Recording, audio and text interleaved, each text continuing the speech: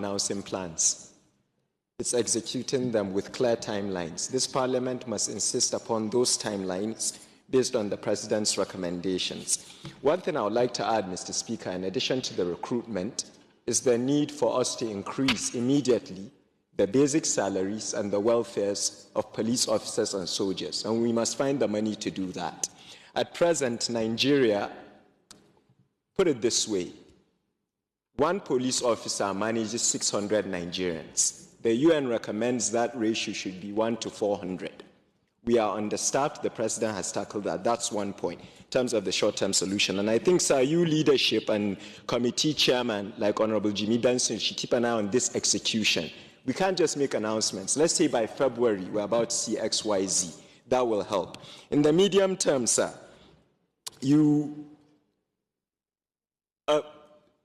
there was a conviction recently of a terrorist, Boko Haram. I believe his name is Husseini Ismail.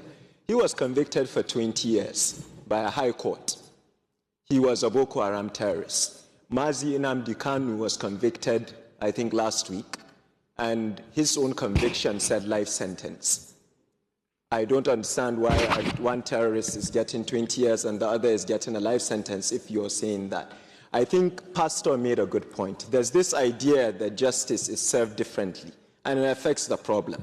Mr. Speaker, I'll conclude by saying this. I've been an advocate of state police. I've sought the wisdom of more experienced members like Honorable Sada Soli, Honorable Ado Dogwa, even yourself and the Speaker. I think the definition of insanity is doing the same thing over and over and over again and expecting different results. Somebody said that earlier. We cannot be sitting in Abuja and expecting operations to be efficient in Benue. We have to go back to communal policing. You that are older than us always tell us there was a time when if a guest comes to a community, everybody knows him.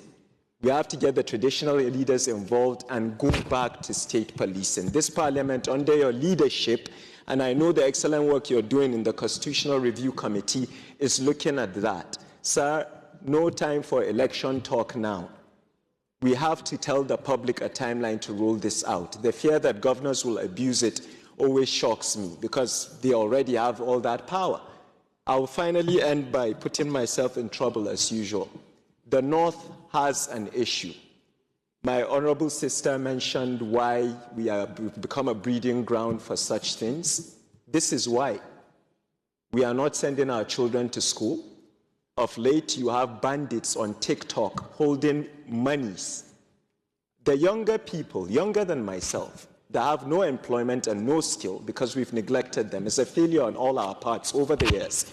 Mr. Speaker, these young people go on TikTok and see a criminal holding minted cash. He's suddenly exciting. You want to emulate him. Mr. Speaker, we can do whatever we want to do in terms of FDI, IGR, investments, but we are failing in our primary duty, which is to protect the people we serve. We must increase the welfare of police officers. Recruitment should not be by allocation, sir.